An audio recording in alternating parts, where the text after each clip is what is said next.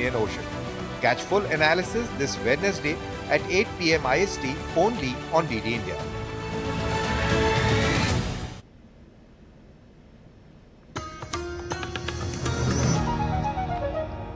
Welcome back. You're watching DD India Live. I am Tanvi Taneja.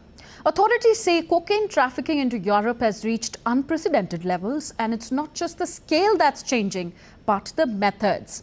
As police crack down on traditional routes, traffickers are adapting, using everything from speedboats to offshore transfers to stay ahead of law enforcement. Now let's cross over to Thomas Sparrow, DW correspondent in Germany, for the latest on how this evolving trade is reshaping security and policing across the continent. Hi, Thomas. So European authorities are reporting more and more cocaine seizures. What do these numbers show about where the drugs are coming from and which routes are now most important? These numbers show essentially two things. The first one is that cocaine production is on the rise, specifically in the major production countries in South America, so Colombia, Peru, Bolivia. But what these numbers also show, and this is the second major point, is that policing and law enforcement operations are also on the rise.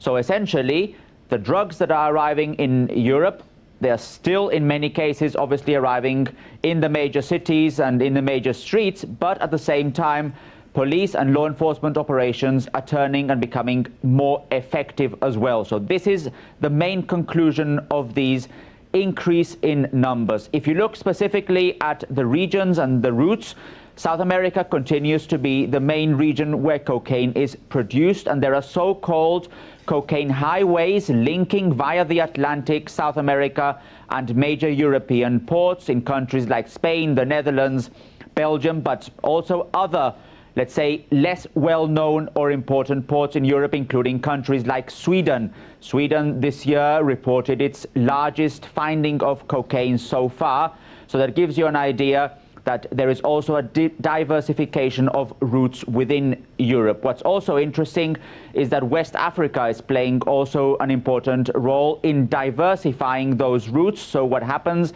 is that many of those cocaine shipments arrive first in West Africa and are then redistributed either via land, via the Sahel, or again at sea towards European countries. Europe continues to be very important as a destination specifically for cocaine smugglers.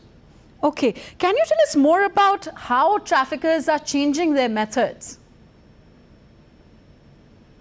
That's very important, how they're changing their methods, because what we're seeing and what experts are also saying is essentially that although these very big ports in Europe still continue to play a very significant role, both for drug traffickers and for law enforcement officials, many of the drug traffickers are actually changing the way they operate, and they're trying to actually circumvent these major ports. And how they're doing that is by collecting the cocaine that is delivered at sea. So in international waters, the big vessels drop the shipment at sea, they mark where they left it.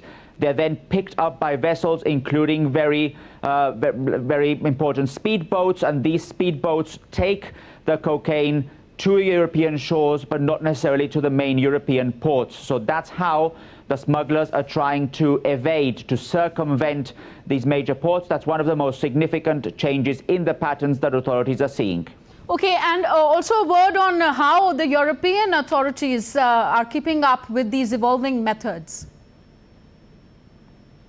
The key word here is cooperation, and the key word here is international cooperation, because there is an understanding that this is an international phenomenon, and as such it will only work, policing, law enforcement operations, if they work hand in hand with the countries that produce the cocaine in the first place, that where the cocaine is produced, so Colombia, Peru, Bolivia, also Ecuadorian ports. If they work together also with West African governments where the cocaine is redistributed, and also within Europe if they cooperate, especially within agencies and within authorities. So not only a government-to-government cooperation, but an agency-to-agency cooperation. That would mean that police, that intelligence services, that port authorities are trying to work together to, on the one hand, understand how these supply chains work. So where is the cocaine being shipped to?